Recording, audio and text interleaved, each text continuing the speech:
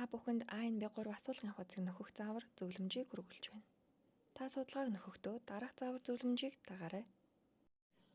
Бүлэг бүрийн дээд хэсэгт тус бүлгийг нөхөхөд зориулсан тайлбар санамж байна. Танай байгууллага нэгээс дээш чиглэлээр үйл ажиллагаа явуулдаг бол үйл ажиллагааны чиглэл бүрийг энд нөхнө.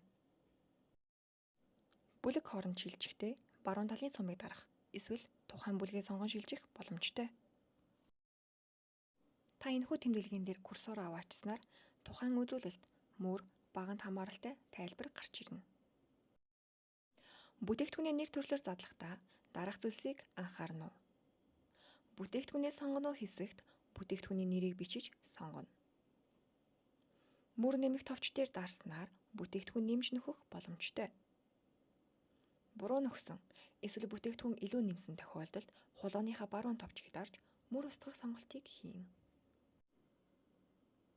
Тухайн бүлгийн мэдээллийг нөхөж дуусгах, түр орхих, дараагийн бүлэг рүү шилжих бүрд хадгалах товчийг заавал дарна. Хадгалах товчийг дарахгүйгээр асуулгаас гарах эсвэл өөр бүлэг рүү орсноор таны нөхсөн мэдээлэл устдаж дахин нөхөх шаардлага гарах тул та хадгалах товчийг заавал дарна. Хадгалах товчийг дарахад таны нөхсөн мэдээлэл бүрэн зөв бол мэдээлэл амжилттай хадгалагдлаа гэж гарах ба харин дутуу нөхөх эсвэл шалгуур үзүүлэлтийг хангаагүй бол алдааны мэдэгдэл гарч ирнэ. Асуулгын сүүлийн бүлгийг нөхөж хадгалах товчийг дарснаар судалгааны дуусах товч идэвхжинэ.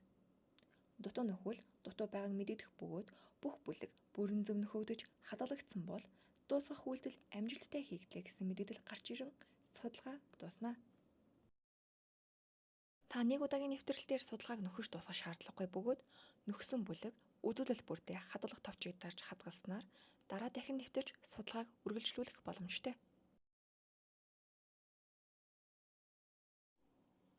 Танд асууж тодорлох зүйл гарвал холбоо барих хэсэг дээр дарж өөрийн байгууллагын Харийн аймаг дүүргийн статистикийн хэлтстэй холбогдно уу?